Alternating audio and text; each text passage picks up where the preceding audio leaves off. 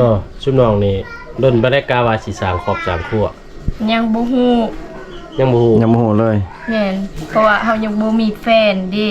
สมมุติว่ามีบ่าวลาวบ่าวไทยเนาะหรือว่าหนุ่มโสดซะแบบเพิ่นมาเพิ่นมักแบบ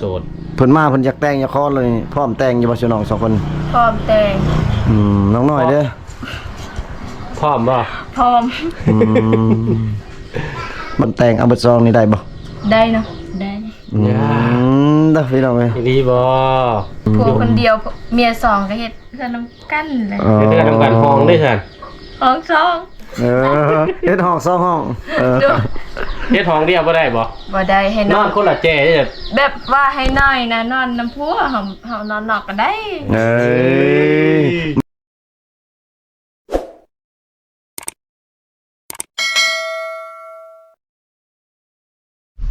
ทักทายสบายดีพ่อแม่พี่น้อง FC ฝั่งลาวฝั่งไทยเด้อพ่อแม่พี่น้องเนาะกายินดีต้อนรับ FC เข้าสู่ช่องบ่าวผู้ไทยคือเก่าพี่น้องเอ้ยมื้อนี้บ่าวผู้ไทยสิพา FC ไปหาน้องสาวจอยกับน้องสาวน้อยพี่น้องเอ้ยบ่ฮู้ว่าน้องเพิ่นอยู่เฮือนหรือบ่พี่น้องเอ้ย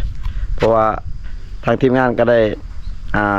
โทรนัดน้องแล้วเพิ่นว่าอยู่เฮือนอยู่พี่น้องแต่ว่าบ่ฮู้ว่าอยู่ครบหรือบ่เนาะตอนนี้กำลังเดินทางใกล้สิฮอดหมู่บ้านของน้องสาวจอยแล้วพี่น้องมื้อนี้เดินทางมากับเบาไก่เพิ่นพี่น้องเบาไก่เพิ่นกำลังเตรียมอุปกรณ์อยู่พี่น้องเอ้ยเพื่อจะได้กะไปติดตามรับชมแล้วกันพี่น้องเอ้ยตัวพี่น้องเอ้ยตอนนี้ก็มาฮอดบ้านน้องสาวจอยแล้วพี่น้องเอ้ยบ้านสวนสบายดีน้องสาวยังนี่นะน้อยน้องสาวน้อยโอ้งามเนาะสาวน้อยคือตัวใหญ่ตัวนี้ ตัวใหญ่แท้บ่ได้ใหญ่เนาะพอดีบัดน่ะน้อยใจซื่อแนวอื่นใหญ่เบิดเนาะสิน้องบ่ได้ไปออกหัวออกสวนบ่น้องหากะเมืองหากะมาแล้วว่าหากะมาบ่ได้หากะเมืองมีแต่คนจบๆงามพี่น้องเอ้ยสาวเสือลายกับสาวเสือแดงสิน้องสิไปไสมันอยู่เฮือนส่วนไปดินน้ำก็ได้ติอยู่เฮือนได้อยู่เบิดมื้อได้มื้อนี้เด้อยู่มือก็ได้นอนข้างก็ยังได้เอ้ยครับเอ้ยน้องเพิ่นว่าสิพาขึ้นเฮือนพี่น้องสาวน้อยสาวใหญ่น้อยจะซื้อเด้อบ่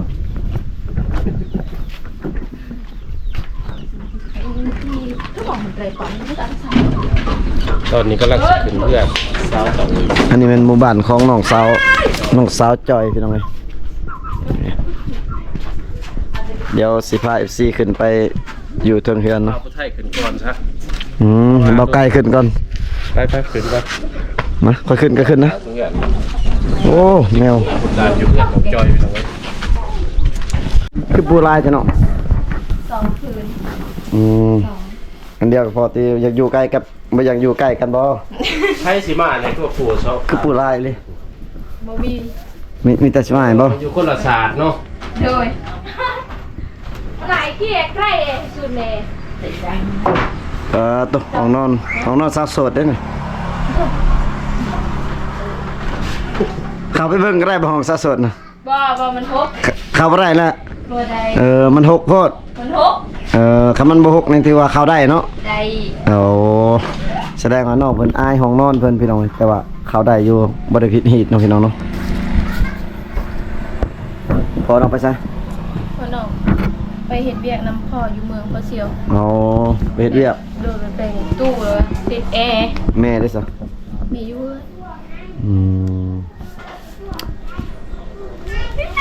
ใช่น้องสาวน้อยไปซะน่ะ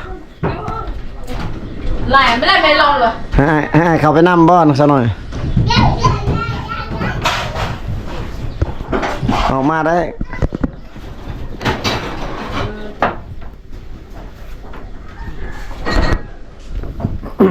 สงสัยเขาไปตุ่มผ่าไปจักน้องสาวน้อย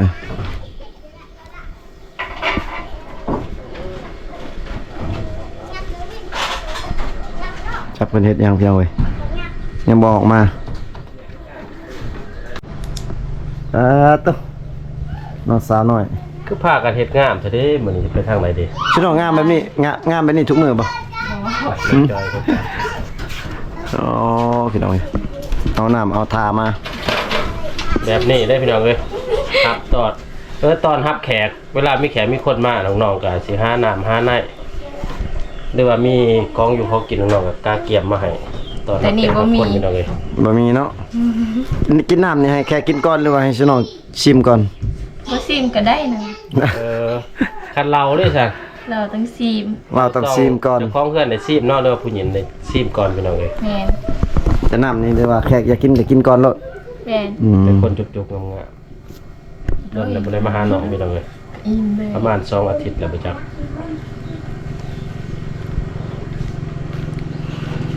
ยิ้มงามนะน้องหน่อยเนาะ บ่ได้ เฮือนน้องอยู่ไสน้องหน่อยเฮือนน้องอยู่ไสไกลบ่ บ่ FC บ่ฮู้ได้นี่บางที FC เพิ่นอยากมาลิ้นน้องอยู่เฮือนคนเดียวบ่น้องน้อย อยู่กับน้อง อยู่กับน้อง อยู่กับน้อง เป๊ะ อยู่กับน้อง กับน้องกับแม่เนาะ โดย โอ้หลายคนบ่ลุงอ่ะ หลายคน8คน 8คนอยู่เฮือน โดย ตัวมีผู้สร้างครอบครัวแล้วบ่ นี่ ไผสร้างครอบครัวน้องบ่หรืออ้าย บ่อาย ผู้หญิงจักคนน้อง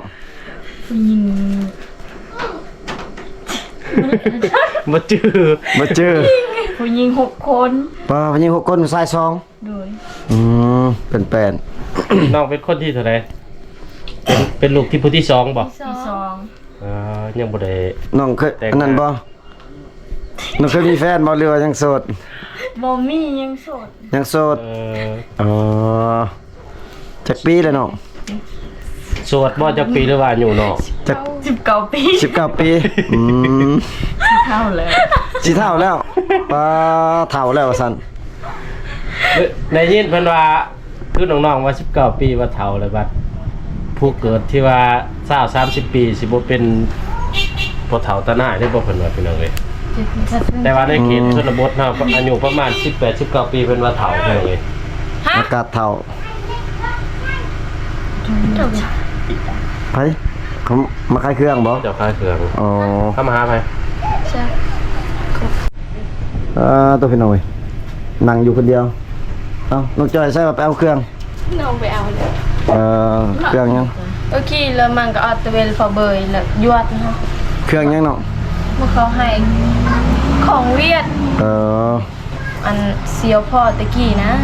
โอ้เสียวพอ เฮาใช่แล้วไอ้ถามเมื่อกี้นี่คือว่าถามน้องสาวน้อยเมื่อกี้นี่เราว่า19 ปีนี่เฒ่าแล้วเนาะ เท่าเฮา19 เฒ่าแล้วพี่น้องคนน่ะ FC เบิ่งเองได้ว่าเฒ่าหรือบ่เฒ่าพี่น้องบ้านน้องจ้อยได้ซั่นยังดนแล้วบ่ได้มายังโสดอยู่บ่หรือว่ามีคู่มีครองล่ะ ยังโสดคือเก่า ยังโสดคือเก่า ปานได้เสียผัว ยังบ่ฮู้ว่าบ่มีไผมัก อืม เฮาก็คิดคือกันคิดคือกันว่าจักสิมีผัวบ่ได้ คันธรรมดานี่เอาได้เนาะหนูใจเนาะซ้ำพี่น้องเนาะ แม่น โอ้พี่น้องเอ้ย อันนี้แบบยังโสดแหละบ่ได้เอา ถามมี บ่มีคนมักเด็ก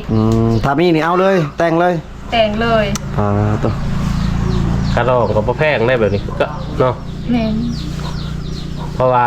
น้องจอยเป็นลูกสาวกกมันบอก แม่น น้องน้อยก็เป็นลูกสาวกกได้พี่น้องก็เทียบว่าลูกสาวพอเป็นลูกคนที่2คนที่วิทย์แล้วแม่นอ้าย เป็นผู้ชายเนาะ อ้ายเพิ่นก็ ครอบครัวแล้วยังแต่เพิ่นคิดว่าคือสิแบบอยากสิได้เป็นหมู่กันอยู่แบบนี้แหละตลอด แม่น ชิน้องเป็นหมู่กันบ่ เป็นหมู่เอ้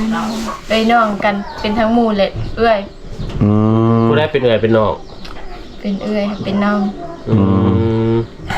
ชิน้องบ่ได้นอนนำกันบ่ บ่ คือบ่นอนนั่นกันน้องจอยก็นอนผู้เดียวในห้องนี่ สาวโสดคือบ่มานอนนำกัน บ่นอนแยกนอนไผนอนมัน สบายเวลาผู้บ่าวมาเนาะ บ่แม่น ปกติแต่ละเขตเขานอนนํกันเลย บ่เขตเฮานี่เขาบ่ได้นอนนํกันเลย แต่ว่าคันเวลามีผู้บ่าวมาดินคันว่าอันนั้นอันนี้ก็คือเข้ามาดินน้ำน้องน้อยแล้วก็น้องน้อยโทรหาไปดินกันไปหากันบ่ บ่ พี่น้อยก็จะต่างๆเนาะมองไทยเนาะ แม่น ปกติแต่ละเขตชาวสวนเขาจะนอนนับกันแบบสบายเลยเวลาผู้บ่าวมาดินปุ๊กอยากดินผู้ใดกับปุ๊กผู้นั้นโลดผมว่า อันนี้มันบ่นอนนำกันเนาะ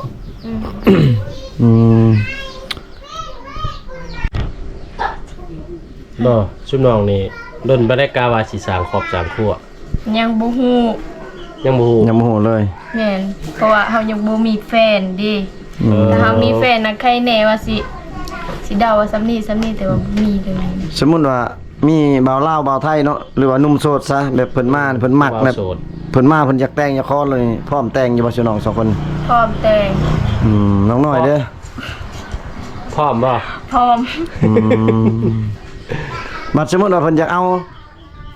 ซุน้องสองคนเนี่ยเอาผัวคนเดียวนี่ซุน้องมีผู้บ่าวคนเดียวมักนี่อยากได้ซุน้องสองคนแต่งเอาเบิดซองนี่ได้บ่ ได้เนาะได้ เด้อพี่น้องเอ้ย ดีบ่ แท้ โอ้ เอา พี่น้อง เพื่อนพอคนอยู่เพื่อนคนละบอลไปเลยสิพวกเพื่อนต่างหากอีกบ่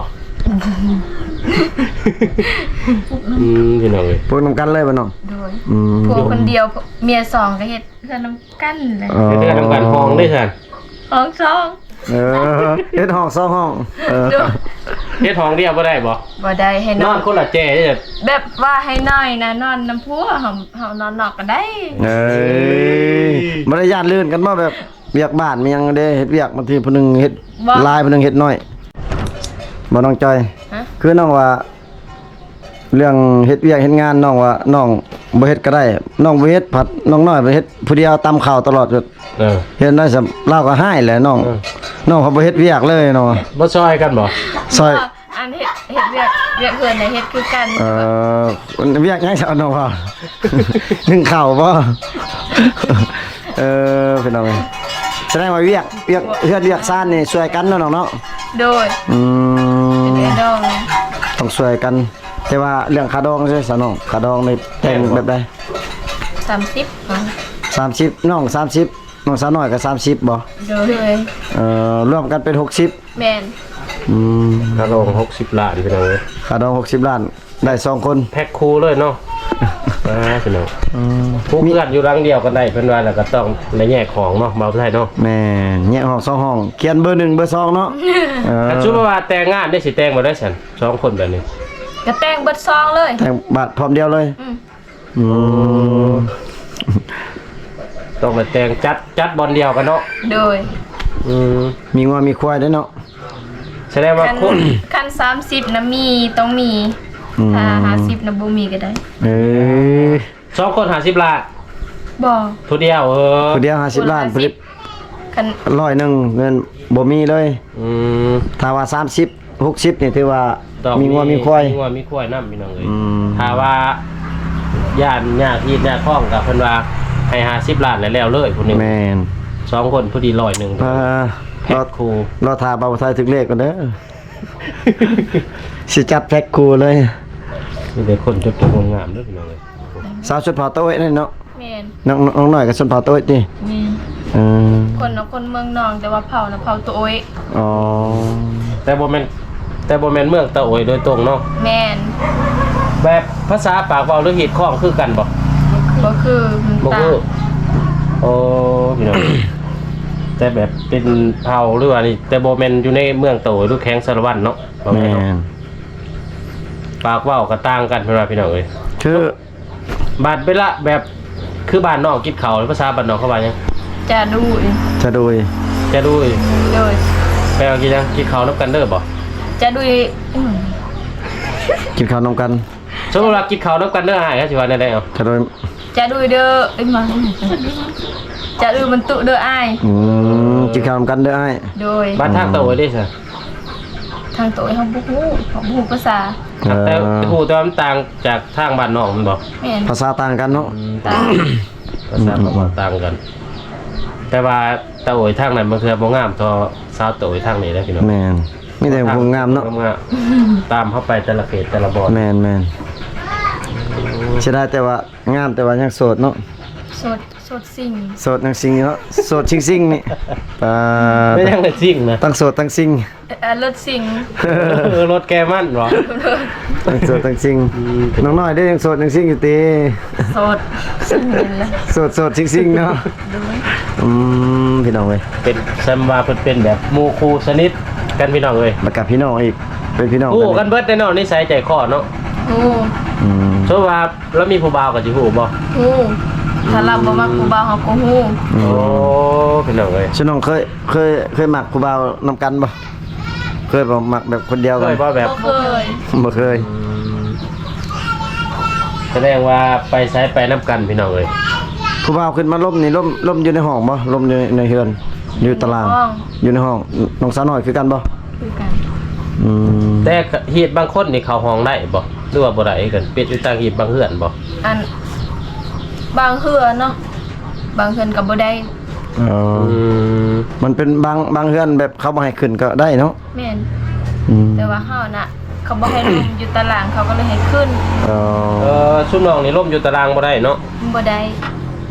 พิธีอีก โดย แบบนี้แฮงคักเนาะมาใช่เนาะถึกใจผู้บ่าวได้แบบ ถึก นี้ ใจบ่าวโสด ยามหนาวๆเนาะ อืมบ่อย่า ค่ะ คือพาเพิ่นเดียวเลยบ่น้อง ชื่อ โอ้ ได้อะแต่ว่าเฮานอนนำกันน่ะนอนบ่ได้ แบบตุ่มกับตุ่มนั่งนี่เนาะ แม่น เออแบบตุ่มแข้งตุ่มขาซื่อ โดย ๆแต่มือน่ะก็ต้องแข้งอยู่บนเก่ามันบ่ นี่แม่ เรื่องบ่ให้ติง มือไว้ติง จังเลย มือติงได้บ่น้อง ติงได้แต่ว่าหากจะมันอื่น แบบติงกายชะคาก็บ่ได้แม่นบ่ ได้อยู่สำนั้นนะ โอ้ น้องว่าเนี่ยพี่เลยเหตุข้องหรือว่าทางบ้านน้องน้อยน้องจ้อยน้องน้อยแม่นเพิ่นว่าล่มอยู่ตารางบ่ได้ขล่ำล่มผู้บ่าวต้องได้ล่ม อยู่ในห้อง อย่างเดียวขันยามหนาวเพ้อๆตุ่มผ้าพื้นเดียวกันอีกพี่น้องเอ้ย เคยผู้บ่าวขึ้นมาลบนี่ลายสุดจะประมาณจักคนน้องลายสุดประมาณจักคน หลายคนประ ได้ มาณอัน ได้บ่ฮะ 7-8 คน ปาตัว เขาเฮ็ดได้เลยนั่งเรียนกันเลยบ่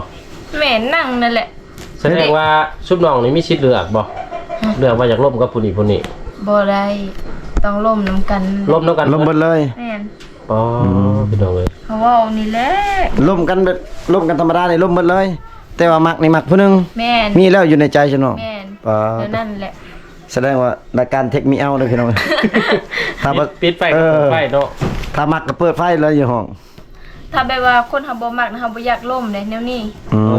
แบบเขาถามมากินข้าวแล้วบ่ก็บ่ปากบ่ เขาบ่ได้ถามแบบนั้น เขาถามได้นี่ เนาะเขาบอกว่าก็มอรบุญฝัดลวเจอ อืม ไปไว้ยัง เขาว่ายังเกาะผู้สาว ผู้สาวมีผู้บ่าวละบ่อน อ๋อ คันว่าบ่มีก็ว่าบ่มีเนาะ แม่น คันว่ามีแล้วเขาลงเฮือนบ่ บ่เขาบ่ได้ลงแต่ลงแบบนั้นแหละ อ๋อพี่น้องเอ้ยคิดว่าเขาถามว่าอัน แบบนั้นบ่น้องน้อยแม่นบ่แม่นบ่แบบน้องอืม พี่น้องเอ้ย เป็นแบบคล้ายๆคือกันเนาะ ผู้บ่าวเพิ่นว่าผู้บ่าวขึ้นมาล่มก็ขึ้นมาเท่าละ10คนพุ่นพี่น้องเอ้ย 7-8 คนเนาะปอ เป็นคน10คน แสดงว่ามีสิทธิ์เลือกนะพี่น้อง ส่วนหลายแหละผู้ชายเป็นฝ่ายถามก่อนเนาะ แม่น โอ้ สมมุติว่ามักหักได้สาเหตุอะไรน้องแบบว่าเขาหลายคนนี่เฮ็ดเลยเอาเฟซกันบ่เอาเบอร์กันไว้บ่หรือว่าได้ บ่ได้เอาถ้ามีเฟซหมู่เขาแล้วเขาก็ขอน้ำเขาอีก ว่ามักผู้นั้นผู้นี้ แม่น เป็นนั่นคือบ่ขอต่อหน้าเลยครับ เขาบ่กล้า บ่กล้าบัดทางผู้ชายเขาขออยู่บ่ซะทางผู้บ่าวน่ะ ฉันเขาขอก็ให้ อ๋อ พี่น้องเอ้ย แสดงว่าต้องไปขอตำลังอีกถ้าว่ามักเอาเห็นชุมเราเห็นมื้อคืนนี่เฮาต้องมาขอมื้อนี้หรือมื้ออื่น แม่น แต่ว่าผู้หญิงนี่มักสำได้ก็บ่ออกหน้าออกตาเนาะ แม่ ต้อง น รอถาผู้ชายพี่น้องเอ้ยถือว่าโอ้สังเงียมเขียมคม โอ้คักๆพี่น้องเอ้ยฮิตของประเพณีสาวสุดเผาตะโอ้ยพี่น้องเอ้ย คันดีแท้ไอ้บ้านผู้ชายมายามเบิ่งคืนได้หยัง มาอยากลองมาเบิ่งเด้จักมื้อนี่ มาหาสาวน้อย อยากรู้ว่าฮิตของประเพณีมันเป็นแบบใดพี่น้องเอ้ย อืม ก็มีแต่ฝากถึงหนุ่มโสดนั่นแหละพี่น้องเอ้ยถ้าผู้ใดมักหักกะอยากจีบสาวโสดก็สามารถทักจีบได้พี่น้องเอ้ยมีช่องทางติดต่อที่สุดน้อง มี เฟซบ่หรือว่ามี LINE มีแอป มีแหละมีเฟซแล้วก็แอปไลน์เฮาบ่ได้ลิ้น ส่วนหลายแม่นน่ะพี่น้องเอ้ยส่วนหลายเขาเจ้าผู้สาวในเขตชนบทนะเขาเจ้าบ่มักเล่น LINE เพราะว่าเขาบ่ฮิตกันเนาะ แม่น ดินใน LINE แม่น Facebook น้องเอ้ยชื่อใน Facebook น้องจอย สาวจอย สาวจอย สาวจอย ตัวลาวตัวไทย ลาว ก็สาวจอยตัวลาวพี่น้องมีแต่คนงามๆอยู่ บ้านน้องน้อยเด้อซะ สาวน้อย สาวน้อย ตัวลาวตัวไทย ลาว โอ้ตัว พี่ ลา น้อ ว งนัดกันตั้งเฟซบ่คือว่าซื้อคือกัน บ่น้อยนะสาวน้อยยิ้มหวานส่วนเฮานะ อืม สาวจอยซื่อ อ๋อ โอ้พี่น้องเอ้ย สาวน้อยยิ้มหวาน ๆโดย เฉพาะดอกยิ้มหวาน คันบ่ยิ้มนี่บ่หวานเนาะ บ่ได้หวานตั้งเฟซซื่อ พี่น้องเอ้ย หวานเนี่ย เมื่อวานกับเบิ่ง เบิ่งกล้อง จริงเด้อพี่น้องเอ้ย เบิ่งกล้องอาจจนว่าจนสิแตกมันหวานยิ้มหวานเพิ่น คือว่าตามนี้เนาะบ่าวไทยเนาะ แม่น คันว่าอยากล่มอยากคุยกับน้องก็ ทักได้ มา เนาะ ทักล่มตามเฟซน้องๆเว้านั่นแหละ นะพี่น้องเอยกะถามข่าวๆน้องกะไลน์เลยพี่น้องเอยก็คือ FC ได้ฟังหรือว่ารับชมอยู่ในคลิปมันล่ะพี่น้องน้องก็ยังโสดยังซิงสาวน้อยสาวจ้อยพี่น้องเอยเพราะว่าถ้าว่ามักอยากได้ทั้งซองเลยก็สามารถแต่งได้เนาะพี่น้องเนาะแบบราคาก็คือว่าแหละถักลมกันหรือว่าคุยกับพ่อแม่เพิ่นถ้าว่าถือกันก็มาแต่งมาขอได้เลยพี่น้องเอย อันตะก้อแต่งวิน ขอบอกขอบใจ FC ที่เข้ามาติดตามรับชมนะพี่น้องเนาะคลิปแต่ตอนจบพี่น้องดูดีมีแฮงเบิดสุขสุขคนพี่น้องบ๊ายบายนะ